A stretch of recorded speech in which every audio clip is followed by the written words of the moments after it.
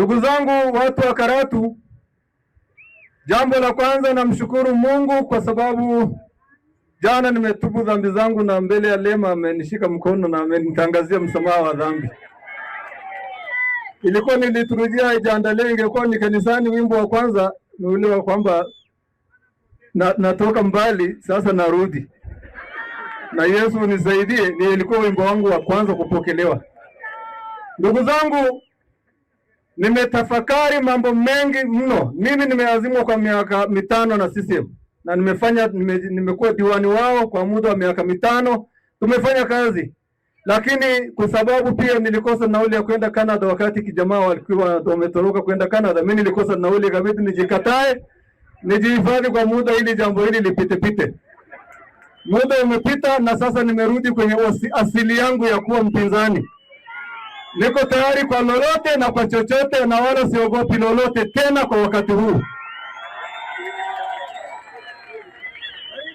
Kuishi CCM unaweza kuwa na amani binafsi, lakini maandiko matakatifu yanasema heri mego kavu pamoja na utulivu kuliko nyumba yenye kelele nyingi, yenye karamu nyingi lakini kuna magomvi. Udiwani wa CCM, unapotaka kuwa diwani wa CCM, kwa waliopata udiwani juzi kati hapa, aliyekosa sana hela ni kwenye milioni 80. Sasa sijajua unachokitafuta ni kitu gani.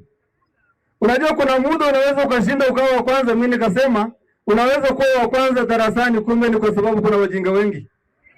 Siku ukikutana na wajinga ukakutana na wajanja unakuwa wa mwisho.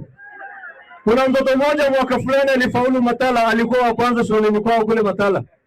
Ameleta sekondari ya Bare, ni wa mwisho kabisa. Sasa unaweza kuhisi mahali umeshinda na kwamba CCM saizi Karatu wanajua wameshinda kila kitu, kijiji, vitongoji wameshinda, lakini mmeshinda kwa sababu kuna wajinga wengi. Chadema mlidhani wameisha, lakini hawa ninyi kuna mtu yote aliyewasafirisha.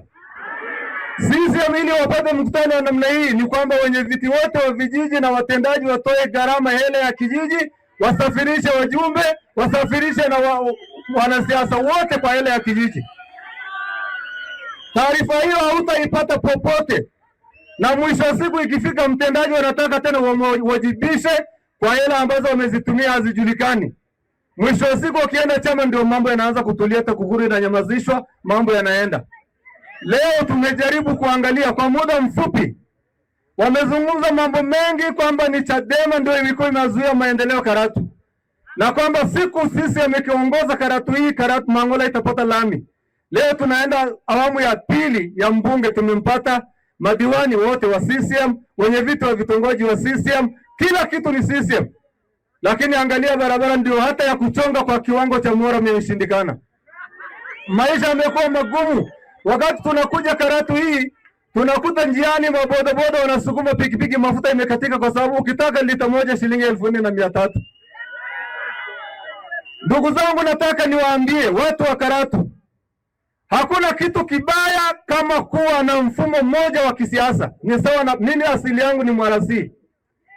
Nilipokuwa Mwarasi enzi ile, Padri Rahib marehemu aliwahi kutufundisha elimu ngumu na nikaanza kumuuliza maswali magumu, na mimi akaniondoa kwenye kanisa kwa sababu ninamuuliza maswali ambayo ni ya msingi, lakini aliniambia aluta confineto finito, yani kilichotangwa kutoka Roma hautaki uulize maswali, ondoka.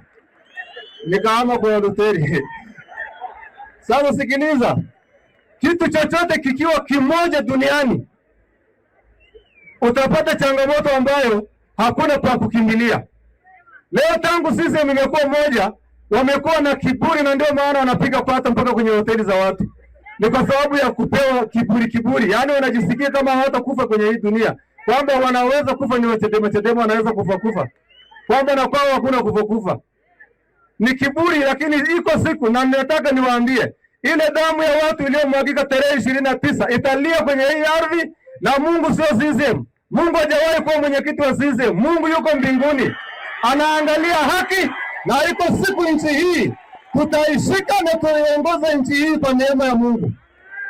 Wengine hawajafa, waliwekwa mochari, mtu anahema bado hajafa, anaomba msaada, anajazwa mochari. Wengine wanapakiwa kwenye tipa, wanafukiwa na skaveta. Nchi hii ya Tanzania Alafu mtu akisimama ni kiongozi wa Chama cha Mapinduzi, hata imejengwa choo na kijiji, anasema ni Samia Suluhu.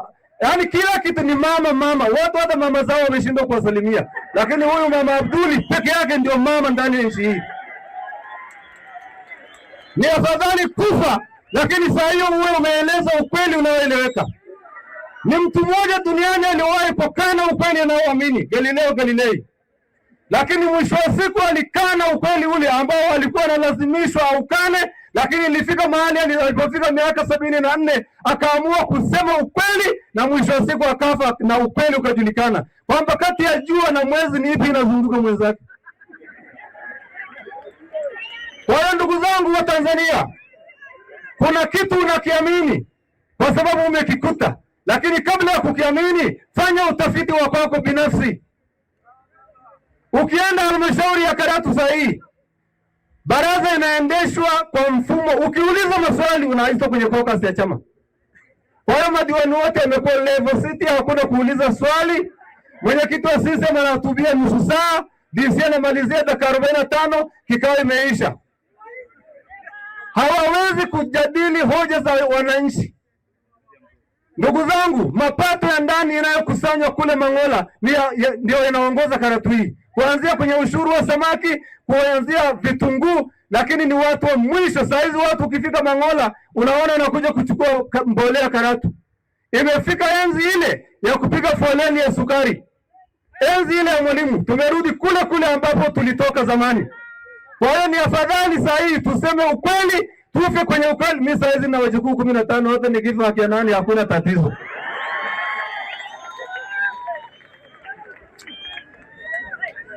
Na washukuru sana watu wa Karatu, muda akhozin tagatikmis. Ana dorni araki hala gara akhun taati kwa yeloginu ma. Ana nauma taati kwa asma akudora taati kwa ginu lake. Ana haraki pamoja wangu wote. Na niko tayari sasa kuamsha na watu wenzangu kuhakikisha tunaleta mabadiliko ya kweli Karatu hii.